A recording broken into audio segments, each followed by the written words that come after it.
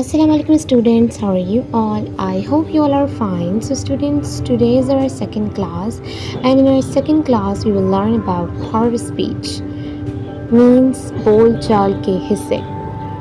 A part of speech describes the role a word plays in a sentence. Part of speech जो बोल चाल के हिस्से हैं describe बयान करते हैं रोल कि क्या किरदार निभा रहा है a word, कोई भी word इन अ सेंटेंस, एक जुमले के अंदर. स्टूडेंट्स, जैसा कि आप सब लोग जानते हैं कि हमने अपनी प्रीवियस क्लास में इंग्लिश लैंग्वेज के सिंबल्स सीखे थे जो कि एज एन अल्फ़ाबेट फॉर्म हमारे पास थे. अब हम उन अल्फ़ाबेट से कुछ स्पेलिंग्स बनाते हैं जो कि हमारे वर्ड्स कहलाते हैं. ठीक है, उन वर्ड्स की मीनिंग बनती है. अब मीनिंग से पता चलता है कि वो क्या है.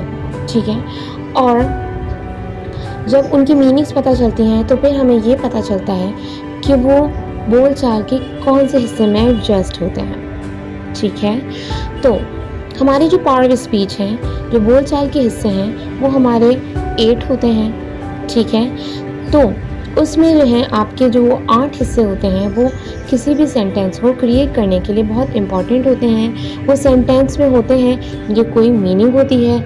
ठीक है, तो हम देखते हैं कि वो 8 part of speech कौन से होते हैं. So students, here is the list of part of speech. We have 8 part of speech. Number 1 is noun. Number 2 pronoun. Number 3 verb. 4th adverb. 5th adjective. 6th preposition. 7th conjunction and 8th interjection. Alright. So ये 8 part of speech her sentence में आपको देखने के लिए मिलते हैं. ज़रूरी नहीं होता कि हर सेंटेंस में सभी मौजूद हों, बट इनमें से तकरीबन मेजॉरिटी जो हैं वो सेंटेंस के अंदर होते हैं, तभी उनसे हमारा सेंटेंस क्रिएट होता है. ओके, सो आज हम सबसे पहले सीखेंगे. Students, here is the definition of noun. A noun is a word used as a name of person, place, animal or thing. किसी भी इंसान, जगह, जानवर या कोई सी भी चीज़, उसके नाम को हम इसम यानी कि नाउन कहते हैं. ठीक है, for examples of noun.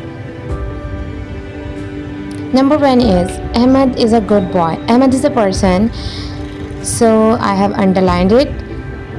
Ahmad is a good boy, so यहाँ पे अहमद नाउन है. Next is Karachi is a big city. Karachi is a place, so यहाँ पे कराची अंडरलाइंड है.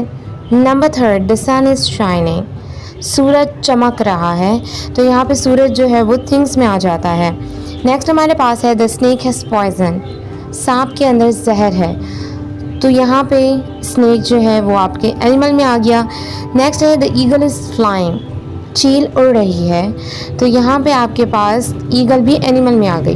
तो यहाँ पे जितनी भी चीज़ें अंडरलाइन हैं ये नाउन हैं. Ahmad,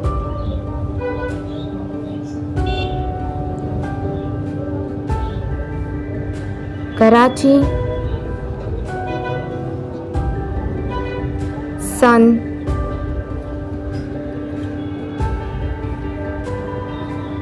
snake and eagle. ये सारी चीज़ें आपके पास नाउन हैं. ठीक है, अब नाउन की भी बहुत सारी टाइप्स होती हैं, बट आज के लिए हम सिर्फ नाउन को ही कवर करेंगे ताकि हमें अच्छी तरीके से क्लियर हो जाए. सबसे पहले तो आपको पार्ट ऑफ स्पीच मालूम होने चाहिए, माइंड में होने चाहिए कि कौन कौन से होते हैं. ठीक है, ये आपको पता होंगे तो आप अच्छे तरीके से इनको इंडिविजुअली जब हम सीखते जाएंगे तो आइडेंटिफाई कर पाएंगे अपने सेंटेंस में.